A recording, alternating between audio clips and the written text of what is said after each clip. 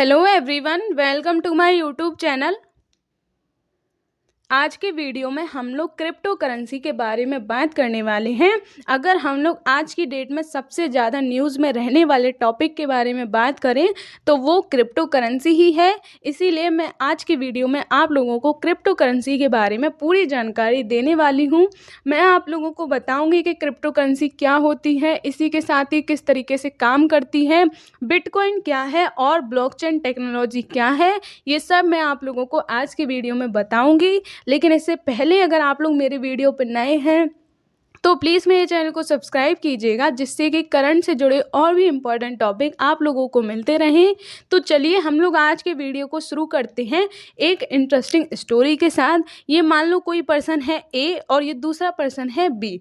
अब ये जो ए पर्सन है इसने बी पर्सन से कोई एक काम करवाया, मान लो 100 रुपये का इसने काम करवाया।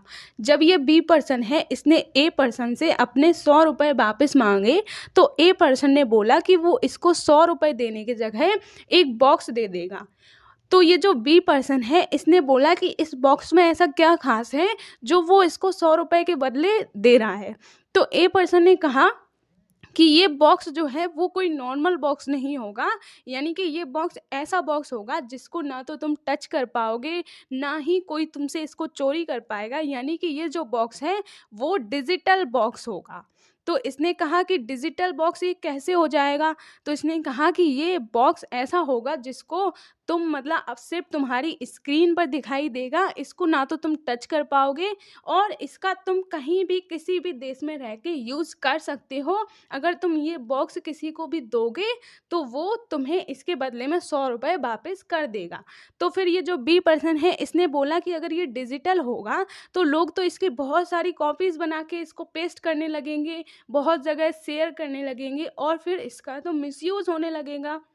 लेकिन फिर जो ए पर्सन है उसने कहा कि नहीं, ऐसा नहीं होगा, क्योंकि इसको हम लोग क्या है, इसको एक सीट पर हम लोग इसको नोट कर लेंगे। मानो कैसे नोट करेंगे, जैसे ए पर्सन ने बी पर्सन को एक बॉक्स दिया, ये इसमें हम लोग लिख लेंगे और ये जिसमें लिखा जाता है उसको हम लोग लेजर कहते हैं।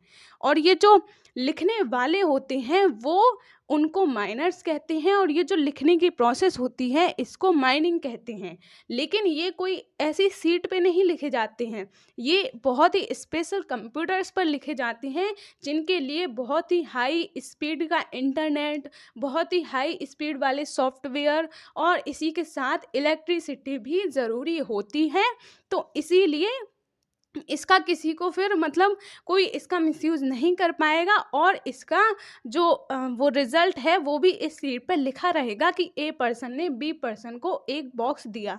लेकिन फिर बी पर्सन ने बोला कि अगर इस तरीके से हम लिखेंगे तो मान लो कोई लिखने में भी तो गड़बड़ कर सकता है ना। जैसे मान लो ए पर्सन ने बी पर्सन को एक बॉक्स दिया, लेकिन जो लिखने वाले जो माइनर्स हैं वो इसको सही तरीके से क्यों लिखेंगे, वो भी तो इनमें कुछ गड़बड़ कर सकते हैं। हो सकता है वो लिखते हैं कि एक की जगह 2 बॉक्स दिए, तो नहीं, ऐसा नहीं होगा, क्योंकि ये जो कंप्यूटर्स होते हैं वो पीयर टू पीयर नेटवर्क पर काम करते हैं। यानी कि एक साथ ये सिर्फ एक कंप्यूटर पर नहीं लिखा जाता है, ये एक साथ बहुत सारे कंप्यूटर्स आपस में कनेक्ट रहते हैं इस तरीके से, और ये जो डेटा है वो एक साथ सारे कंप्यूटर्स पर लिखा जाता है।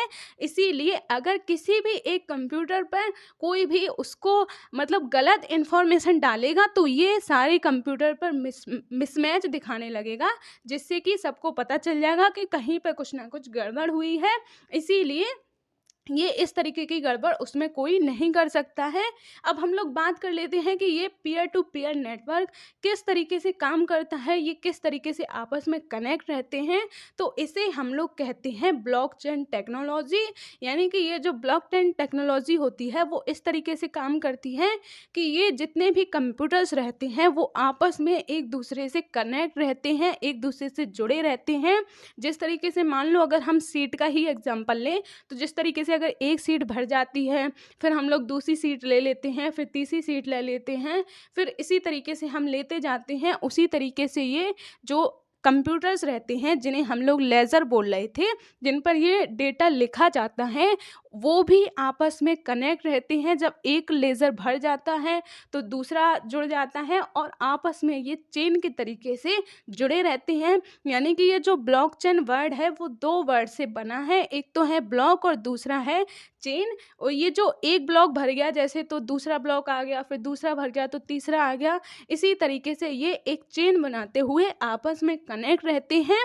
इसीलिए कहीं भी इसके डाटा में मिसमैच होने की या कहीं भी कोई गलती रहने की कोई वो गुंजाइश नहीं रहती है, इसीलिए ये बहुत ही सिक्योर रहते हैं। अब हम लोग आगे बात कर लेते हैं। जैसे ये जो मैंने अभी बताया कि ए पर्सन ने बी पर्सन को एक बॉक्स दिया था जिसे हम लोग डिजिटल करेंसी कह रहे हैं। उस बॉक्स की जगह पे हम लोग उसे बिटकॉइन भी कहते हैं। तो वो किसी कोई और भी तो ले सकता है, तो ऐसा नहीं होता है क्योंकि इसे हम लोग क्रिप्टोग्राफी कहते हैं। क्रिप्टोग्राफी कहने का मतलब है कि ये ऐसे स्पेशल कोड से सेट रहते हैं कि जिस पर्सन को देने के लिए बनाए गए हैं उसके अलावा कोई और उसको यूज़ नहीं कर सकता है। जैसे मान लो मैंने ए पर्सन और बी पर्सन का ही एग्जांपल लिया था। अगर ए पर्सन ने बी पर्सन के लिए 100 रुपए का एक बॉक्स बनवाया था, यानी कि जिसे हम लोग बिटकॉइन भी कह सकते हैं, तो उसे सिर्फ बी पर्सन जो है वो ही यूज़ कर सकता है। अगर बीच में कोई तीसरा पर्सन आके उसको लेने की कोशिश करेगा या फिर उसका यूज़ करना चाहेगा तो उसकी वैल्यू 0 हो जाएगी। इसी को हम लोग क्रिप्टोग्राफी कहते हैं। तो ये हम लोगों ने बात कर ली कि क्रिप्टो करेंसी क्या है और ये किस तरीके से कार्य करती है। अब हम लोग देख लेते हैं कि अगर ये जो मैंने अभी करेंसी बताई है इसको ना तो कोई कंट्रोल कर सकता है, ना कोई इसको टच कर सकता है, फिर ये जो इसकी प्राइस है वो बढ़ती कैसे है, कभी बढ़ जाती है कभी घट जाती है, तो ये किस तरीके से होता है। ये इसके 2 मेथड होते हैं। एक तो पहला मेथड है डिमांड एंड सप्लाई का। जैसे मान लो अगर मैंने 10 लोगों का साथ मेरी डील हुई, मतलब मैंने 10 लोगों के लिए 100-100 रुपए के बिटकॉइन बनवाए, लेकिन अगर कोई 11वां पर्सन आ गया और वो आके कहने लगा कि उसे भी चाहिए, तो क्या होगा, अब इसकी वैल्यू बढ़ जाएगी क्योंकि मैंने तो सिर्फ 10 कॉइन ही बनवाए थे लेकिन 11वें पर्सन को चाहिए, तो मैं उससे कहूँगी कि आप मुझे 100 की जगह 110 रुपये अगर दोगे तो ही मैं आपको ये कॉइन दूंगी। तो अगर इस तरीके से वो मान जाएगा, फिर इसी तरीके से और भी लोग आते जाएंगे तो उसकी प्राइस बढ़ती जाती है। यानी कि डिमांड एंड सप्लाई का जो मेथड होता है वो इस पर भी काम करता है। और दूसरे तरीके से इसकी प्राइस कैसे बढ़ती है, दूसरा तरीका ये है, जैसे मान लो जब ये इलॉन मस्क ने बोला कि वो अपनी इनकी जो टेस्ला कंपनी है उसमें बिटकॉइन को एक्सेप्ट करेंगे, तो तब लोगों को लगा कि अब उन्हें भी बिटकॉइन खरीद लेना चाहिए, क्योंकि अगर उनके पास बिटकॉइन होगा तो वो इनकी जो कंपनी है जिसका नाम टेस्ला है उसकी कार भी खरीद सकते हैं। तो इसीलिए बहुत सारे लोगों ने इसको खरीदना शुरू कर दिया, उसमें इन्वेस्ट करना शुरू कर दिया। तो इस तरीके से भी उसकी प्राइस, उसकी वैल्यू बढ़ गई थी। और जब इलॉन मस्क ने ये ऐलान किया था उस टाइम पे जो इसकी वैल्यू थी वो 48 लाख करोड़ तक पहुंच गई थी। यानी कि अगर हम बात करें जब ये 2010 में मार्केट में आई थी उस टाइम इसने अपनी शुरुआत 20 रुपए से की थी, लेकिन प्रेजेंट टाइम पे यानी कि 2021 में इसकी जो प्राइस है वो 30 लाख करोड़ तक पहुंच चुकी है। लेकिन जो अभी बीच में ये इलॉन मस्क आए थे उस टाइम पे इसकी जो प्राइस है वो 48,000 करोड़ तक पहुंच चुकी थी। तो इस तरीके से मैंने आप लोगों को बताया कि किस तरीके से इसकी प्राइस बढ़ती है। अब हम लोग बात कर लेते हैं कि इसके क्या क्या फ़ायदे और क्या क्या नुकसान होंगे। तो जैसा कि मैंने बताया ये डिसेंट्रलाइज है, यानी कि इसको कोई भी कंट्रोल नहीं कर सकता है, इस पर सबका कंट्रोल रहता है, हर कोई इसको अपने तरीके से यूज़ कर सकता है। यानी कि इस पर गवर्नमेंट का कोई भी कंट्रोल नहीं रहता है। क्योंकि जैसे अगर हम नॉर्मल करेंसी के बारे में बात करें, हमारे कंट्री की करेंसी जैसे रुपी है तो उस पर किसका कंट्रोल रहता है, उस पर आरबीआई का कंट्रोल रहता है। अगर हम उसको कहीं भी उसका यूज़ करेंगे तो आरबीआई को उसकी इंफॉर्मेशन रहती है और आरबीआई अपने हिसाब से मनी को कंट्रोल करती है। इसीलिए कभी महंगाई बढ़ जाती है, कभी बहुत ज़्यादा मंदी आ जाती है। लेकिन ये जो क्रिप्टो करेंसी है, इसमें गवर्नमेंट का कोई भी कंट्रोल नहीं रहता है, और ये जो इसकी दोनों पावर हैं, यही इसके नुकसान भी हैं। क्योंकि अगर इसका गवर्नमेंट का कंट्रोल नहीं होगा, किसी का भी कंट्रोल नहीं होगा, तो मान लो अगर बीच में कोई भी इसमें कोई भी मिसमैच होता है, कोई भी या फिर कुछ भी होता है, लॉस होता है किसी को, क्योंकि कभी कभी लोग इतना ज़्यादा इन्वेस्ट कर देते हैं, लेकिन बीच में फिर उसकी जो प्राइस है वो बहुत ही ज़्यादा घट जाती है, तो इससे लोगों को बहुत ज़्यादा नुकसान भी हो सकता है। लेकिन उस पर किसी का कंट्रोल नहीं है, तो उसके लिए ज़िम्मेदार भी वो इंसान खुद ही होगा, तो यही इसका लॉस भी है। और जैसे कि अगर कोई गवर्नमेंट का कंट्रोल नहीं होगा, तो इसमें बहुत सारे जो गलत काम है उनको भी बढ़ावा मिलेगा, यानी कि बहुत सारे गैरकानूनी काम होने लगेंगे। क्योंकि अगर हम इसको किसी भी तरीके से, जैसे मैंने बताया कि अगर ए पर्सन ने बी पर्सन के लिए उसको बनाया है, तो सिर्फ बी पर्सन ही उसका यूज़ कर सकता है। इस तरीके के उसमें स्पेशल कोड्स रहते हैं, कोई और उसका यूज़ नहीं कर पाएगा। तो इससे बहुत सारे जो इलीगल काम है, जैसे कि ड्रग्स सप्लाई हो गया, और भी बहुत सारे जो इलीगल काम है उनको बढ़ावा मिलेगा। क्योंकि अगर गवर्नमेंट उनको या फिर जो पुलिस है वो बीच में उनको पकड़ने के लिए आएगी भी, तो वो उनकी जो वैल्यू है वो ज़ीरो हो जाती है, और फिर पुलिस को उनके बारे में पता ही नहीं चलेगा कि वो किसने किसको मतलब ड्रग सप्लाई के लिए बोला था। तो इस तरीके से उनको भी बहुत ज़्यादा बढ़ावा मिलेगा। अगर हम इसके और दूसरे फ़ायदे के बारे में बात करें, तो जैसा कि मैंने बताया, ये बहुत ही सिक्योर और सेफ़ है, क्योंकि इस पर किसी का कंट्रोल नहीं है और स्पेशल कोड्स रहते हैं। इसीलिए किसी को पता ही नहीं चलेगा कि किसने किसके साथ व्यापार किया, किसने किसको मनी ट्रांसफ़र की, किसी को कुछ पता नहीं चलता है। इसके अलावा अगर हम बात करें, ये बहुत ही कम खर्च में इससे लेन-देन किया जा सकता है। जैसे मान लो मैंने बताया कि ये डिजिटल करेंसी है, मतलब सिर्फ़ स्क्रीन पर दिखाई देगी, यानी कि इसका जो ट्रांसफ़र है वो आप घर बैठे अपने मोबाइल से भी कर सकते हैं। आपको कहीं बैंक जाने की ज़रूरत नहीं है। आप सिर्फ़ अपने मोबाइल से इंटरनेट की उपस्थिति में जो इसका ट्रांसफ़र है वो कर सकते हैं। इसके अलावा इसको जो व्यापार करने के लिए किसी भी तरीके के डॉक्यूमेंट्स की ज़रूरत नहीं रहती है। जैसे अगर हम बात करें, अगर हम बैंक्स में जाते हैं या फिर हम कोई भी अपनी किसी भी कंपनी में या कहीं भी इन्वेस्ट करते हैं, तो वहाँ हमें अपने डॉक्यूमेंट्स दिखाने ज़रूरी रहते हैं। लेकिन ये जो क्रिप्टो करेंसी है, इसमें आपको किसी भी तरीके के डॉक्यूमेंट दिखाने की ज़रूरत नहीं पड़ती है, बिकॉज़ ये सिर्फ स्क्रीन पर दिखाई देने वाली करेंसी है, तो इसमें किसी भी तरीके के डॉक्यूमेंटेशन की ज़रूरत नहीं पड़ती है। इसके अलावा इसमें किसी भी तरीके का टैक्स नहीं देना पड़ता है। जैसे अगर हम बात करें, हमारी कंट्री का जो रुपी है, अगर हम उसको अमेरिका में जाके यूज़ करेंगे, तो वहाँ हमें उनके हिसाब से टैक्स देने पड़ेंगे। इसके अलावा अगर हमारी कंट्री में भी हम बात करें तो इनकम टैक्स लगता है, लेकिन ये जो करेंसी है इस पे किसी भी तरीके का कोई टैक्स नहीं लगता है। यानी कि आप चाहे तो इसको इंडिया में यूज़ करें या अमेरिका में यूज़ करें या जापान में यूज़ करें, कहीं भी कोई भी इसका वो टैक्स देने की ज़रूरत नहीं पड़ती है। अब हम आगे बात कर लेते हैं। जैसा कि मैंने बताया कि इससे बहुत सारी गैर कानूनी या फिर जो इलीगल वर्क हैं उनको बढ़ावा मिलेगा। इसके अलावा ये इको फ्रेंडली नहीं है, मतलब इससे पर्यावरण को बहुत ही ज़्यादा नुकसान होता है। क्योंकि जैसा मैंने बताया, इसमें बहुत ही हाई टेक्नोलॉजी वाले कंप्यूटर्स की ज़रूरत होती है, बहुत ही ज़्यादा इलेक्ट्रिसिटी, बहुत ही ज़्यादा इंटरनेट, इन सब की इसमें ज़रूरत पड़ती है। इसीलिए इससे इन्वायरमेंट को बहुत ज़्यादा नुकसान देखने को मिलता है। इसके अलावा इससे बहुत सारे अपराध और आतंकवाद को भी बढ़ावा मिलेगा, क्योंकि ये मतलब कोई भी अगर पर्सन है वो किसी को भी बिटकॉइन के ज़रिए ट्रांसफ़र कर सकता है, उसको ऑर्डर दे सकता है कोई भी इलीगल काम करने के लिए। और ये जो इसकी सिक्योरिटी है, ये इतना सेफ़ है, इससे किसी को पता ही नहीं चलेगा कि किस पर्सन ने किस पर्सन को इस काम को करने के लिए पैसे ट्रांसफ़र किए थे या ऑर्डर दिया था। तो इसीलिए ये इसके कुछ नुकसान भी देखने को मिलते हैं।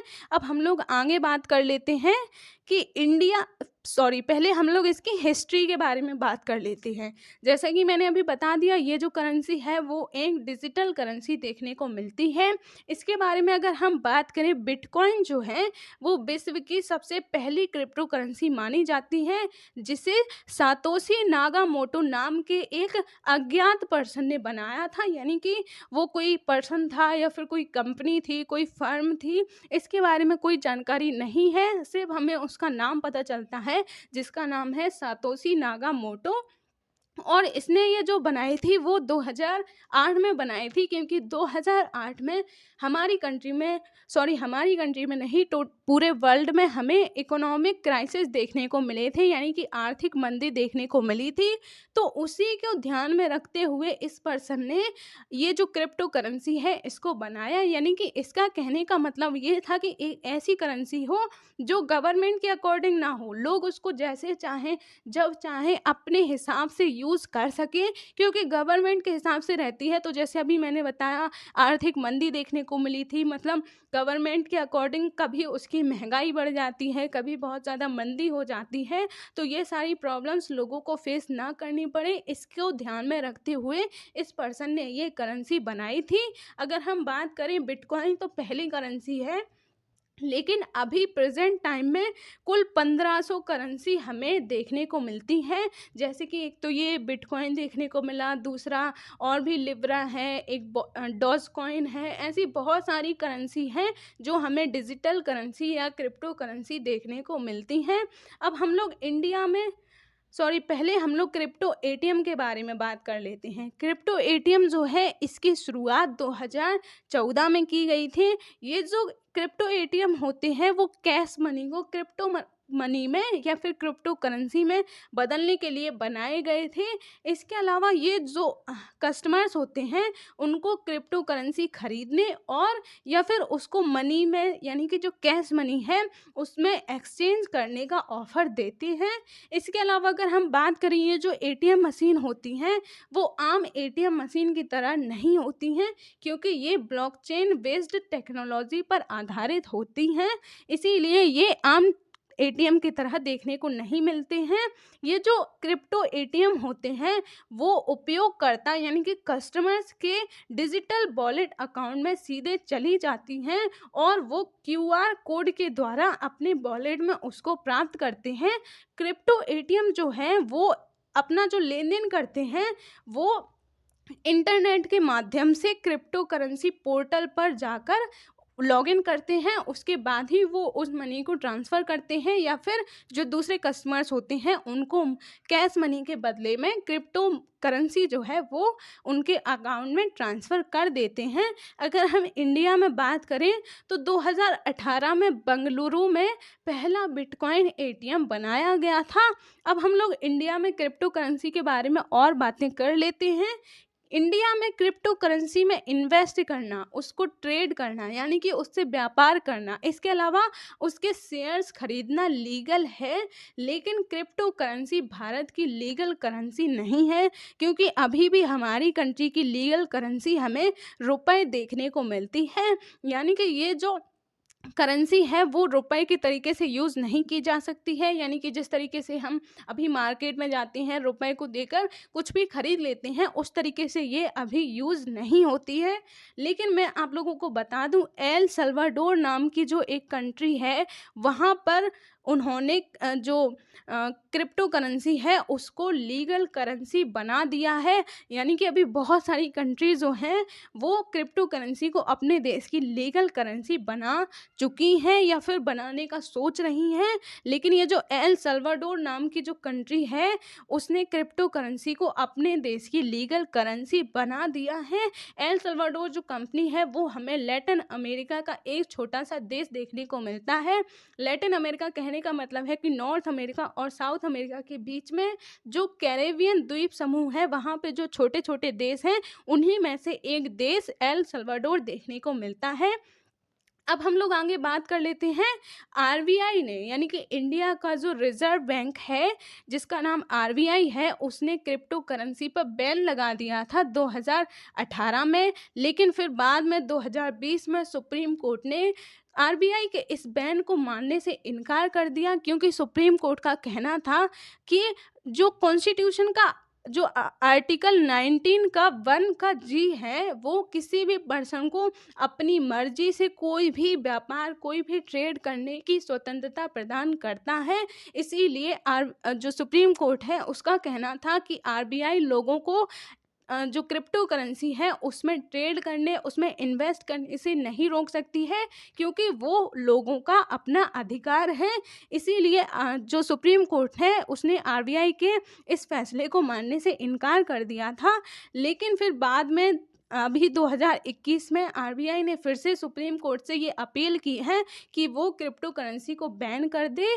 तो अब क्या होगा वो अभी तो कुछ नहीं कहा जा सकता है, लेकिन जैसा कि आरबीआई ने कहा है कि वो इसको बैन करना चाहती है, क्योंकि आरबीआई का यही कहना है कि इससे बहुत लोगों को नुकसान देखने को मिलेगा, इस पर किसी का कोई कंट्रोल नहीं है। तो इससे बहुत सारी, जैसा कि मैंने बताया कि इलीगल वर्क्स देखने को मिलेंगे। इसके अलावा किसी का कंट्रोल नहीं रहने से अगर किसी पर्सन को लॉस हो जाता है तो उसका जिम्मेदार कौन होगा।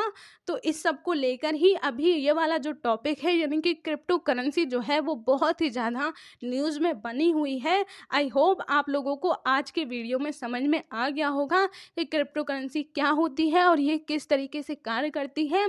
जैसा कि मैंने बताया, क्रिप्टो करेंसी एक डिजिटल करेंसी है, यानी कि इसको हम टच नहीं कर सकते हैं, इसको हम हाथ में पकड़ नहीं सकते हैं। ये सिर्फ हमारी स्क्रीन पर, यानी कि हमारे मोबाइल में, हमारे कंप्यूटर्स में दिखाई देती हैं। इसको हम टच नहीं कर सकते हैं और इसको हम कहीं भी किसी भी जगह पर रह के इसका यूज़ कर सकते हैं। ये ब्लॉकचेन टेक्नोलॉजी पर आधारित होती है।